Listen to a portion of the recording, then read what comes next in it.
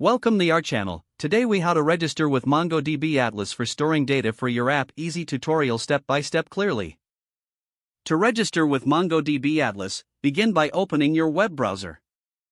Go to the MongoDB Atlas website at www.mongodb.com/cloud/atlas.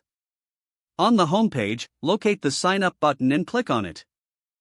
You will be directed to the Sign Up page. Here, you can choose to sign up using a GitHub account, Google account, or by entering your email address.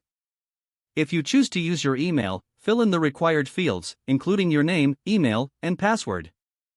After completing the form, click on the Create Account button. You may receive a confirmation email in your inbox. Check your email and follow the link provided to activate your account. Once your account is activated, return to the MongoDB Atlas website and log in. You will be greeted with a welcome message and prompted to create a new project.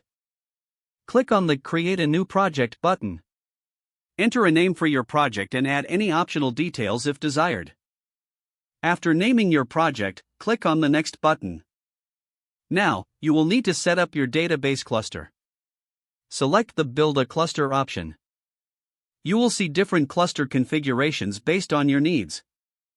Choose the configuration that best suits your application requirements. Once you've selected a configuration, click on the Create Cluster button. It may take a few moments for your cluster to be created. Once the cluster is ready, click on Connect next to your cluster name.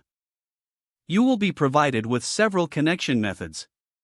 Choose the method that is suitable for your app, such as connecting with a MongoDB shell or using a connection string.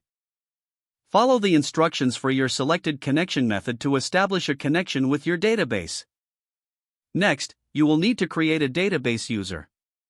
Click on the Database Access tab in your project. Then click on Add New Database User. Enter your preferred username and password. Set the user's permissions according to your app's needs.